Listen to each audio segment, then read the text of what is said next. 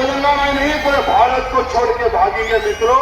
बस हमें संगठित रहना है मेरे मित्रों। अगर हम संगठित नहीं रहेंगे तो सोचो क्या होगा मेरे मित्रों। होली के शुभ अवसर पर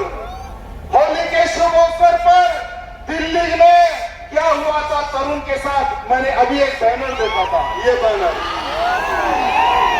तरुण को स्वयं बजरंगबली का आशीर्वाद मिल रहा है। आज तरुण की क्या गलती थी? होली का शुभ अवसर, छोटी सी बच्ची कलर खेल रही है, गुलाल खेल रही है, एक छोटा सा बॉम्ब नीचे फेंकती है, बाजू के घर पे गिरता है एक लेडी पर, और वो लेडी उसके बेटे को फोन करती है। 25 से अधिक जिहादी आते हैं, तरुण को किस प्रकार से कितनी बेरहमी से तरुण का कत्ल कर देते हैं। आज पूरी दुनिया ने देखा है मेरे मित्रों कि किस प्रकार से तरुण का खून हुआ मेरे मित्रों। हिंदू घटा है इसलिए हिंदू मरा। देखिए वहीं पर दिल्ली में सरकार हमारी, दिल्ली के बाजू पार्लियामेंट, प्रधानमंत्री जी रहते हैं यानी गृह मंत्री रहते हैं, लेकिन इनको डर किसी का नहीं। बस इनकी सोच क्या है? हिंदू है मार दो, ये इनकी सोच है मेरे मित्रों।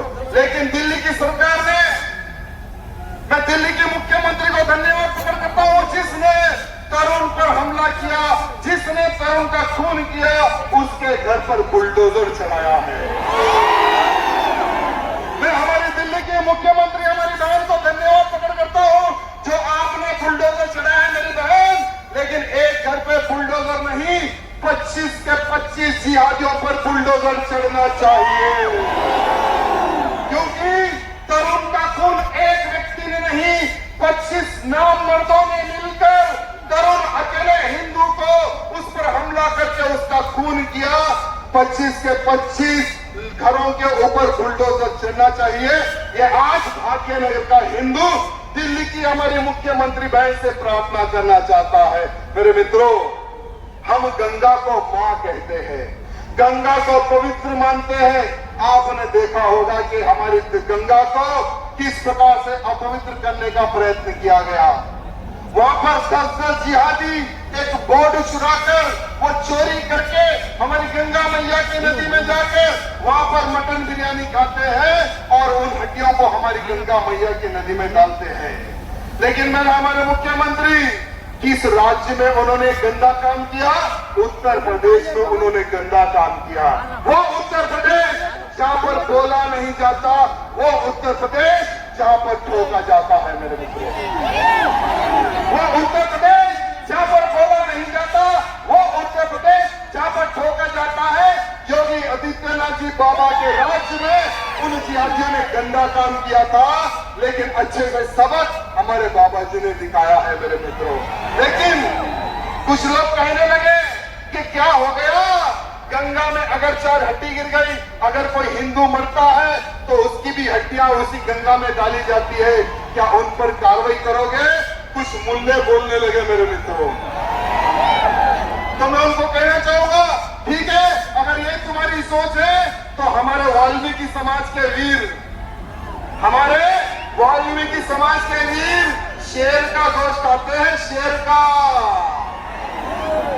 जहां पर तुम लोगों के प्रार्थना घर है, अगर वो प्रार्थना घरों के सामने हमारे वाल्मीकि शेर, अगर शेर की हड्डी खाकर तुम्हारे जहां पर तुम्हारे प्रार्थना घर अगर वहां फेंक दे तो तुम लोग तो दंगा कर देते हो, दंगा। लेकिन तुम्हारी जैसी सोच हमारी नहीं है, क्योंकि हम सबको लेकर चलने वाले लोग हैं। और अगर हमसे जो टकराता है उसको मिट्टी में मिलाना भी हमें जानना है। मेरे मित्रों, आपने देखा होगा कि किस प्रकार से ईरान में खामेनी पर हमला इजराइल ने किया। खामेनी पर हमला अमेरिका ने मिलकर खामेनी को 72 हुरों के पास पहुंचा दिया। कहां पहुंचा दिया? लेकिन वो कंट्री अलग, वो देश अलग, लेकिन तेलंगाना के इन लोगों को क्या हो गया समझ में नहीं आ रहा। भारत के लोगों को क्या हो गया पता नहीं कि ये लोग खामेनी की मौत पर अपनी छाती पीट पीट कर रो रहे हैं मेरे मित्रों। कश्मीर में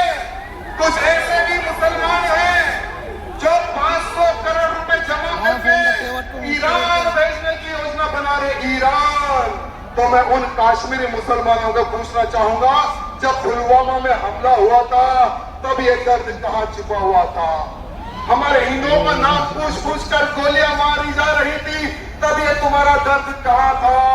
हमारी वीर सेना भारत की रक्षा करती है, आतंकी हमला होता है, हमारे जवान मरता है, तब ये तुम्हारा दर्द कहां जाता है? मैं कश्मीर के मुसलमानों को पूछना चाहूंगा, जब तुम्हारी जेब ढीली नहीं होती। आज ईरान में एक व्यक्ति मरता है, वहां पर युद्ध होता है, तो भारत के कोने कोने से लोग पैसा भेज रहे ईरान में। अरे पैसा रखो, बेचो।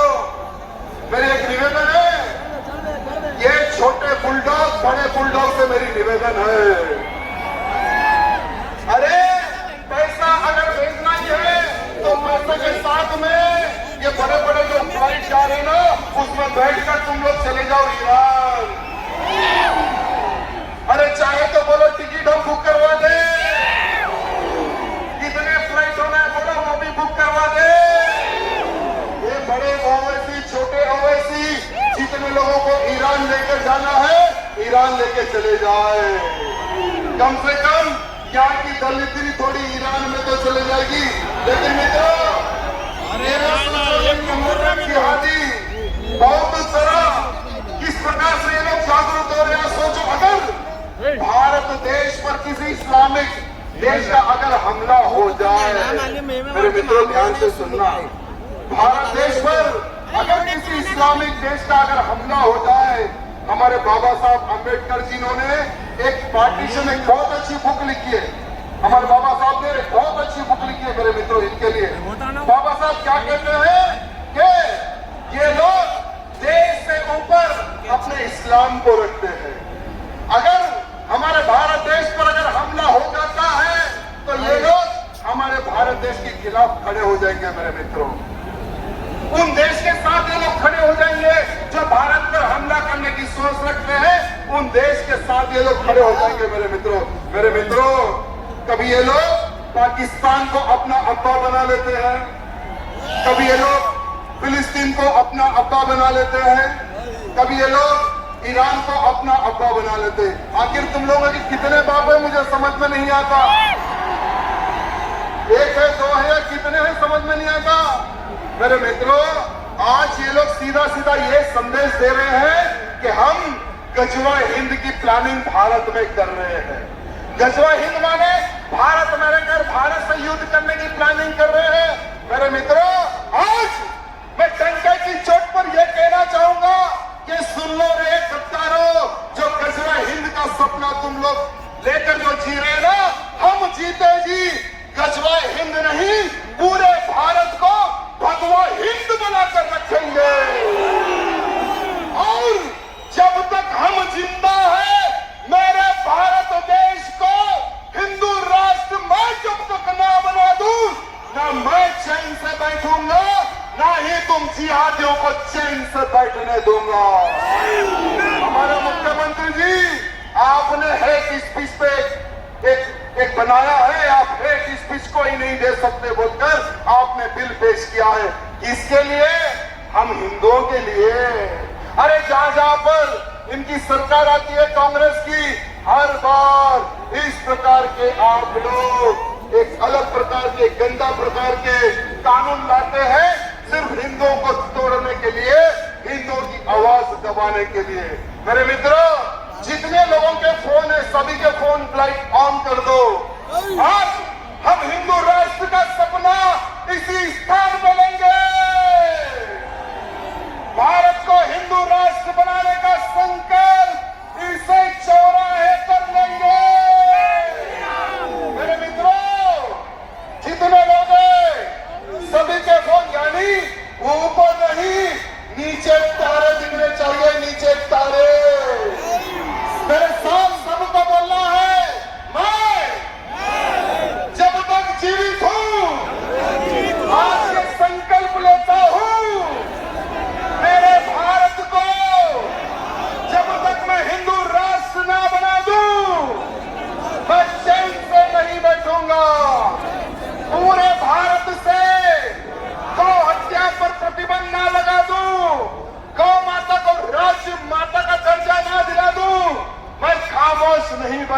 मैं एक हिंदू होने के नाते लव जिहादियों से जब तक मेरी बहन बेटियों को मैं ना बचा लूं तब तक मैं चैन से नहीं बैठूंगा। आज ये संकल्प लेता हूं और मुझे बार बार कल शाम तक भी मेरे को कॉल आए हैं। कल शाम तक मेरे फोन पर धमकी भरे फोन आ रहे थे कि बेटा हमारे स्नैपर रेडी है, आज तेरी आखिरी रामनवमी है, तेरा आखिरी जुलूस है। अरे भोसड़ी को कहाँ है रे तुम्हारे स्नैपर? कहाँ पे फिट किया है रे बम? अरे हम हिंदू है, माथे पर तिलक, जिगर में है दम, छाती ठोक कर कहते हैं हिंदू है हम, हिंदू है हम किसी के बाप से डरते नहीं। तुम्हारे ये फोन से, तुम्हारे लव लेटर से हम डरने वाले नहीं। बेटा जिस दिन भी राजा सिंह को खत्म करने की सोचो ना तो जरा अच्छे से सोचो, क्योंकि अगर तुम्हारे वार से ये राजा सिंह बच जाएगा तो तुम्हारी नस्लों को ये राजा सिंह खत्म कर देगा। हमारे अमित शाह जी को मैंने पत्र लिखा था, अमित शाह जी मैं सुरक्षा की भीख नहीं मांगता हूं, अमित शाह जी मैं सुरक्षा की भीख नहीं मांगता हूं, लेकिन ये आतंकी कौन है उनका ठिकाना बता दो, क्योंकि आज मैं राजनीति में हूं, पहले मैं भी एक शैतान था। धर्म की रक्षा के लिए, देश की रक्षा के लिए हमने भी तलवार उठाई थी, लेकिन राजनीति में आने के बाद में हमने तलवार को हमारे मंदिर में लगा दिया है। फिर से मेरे धर्म की रक्षा के लिए, फिर से मेरे परिवार की रक्षा के लिए, फिर से मेरे हिंदू समाज के लिए मुझे वो रास्ता न बताना।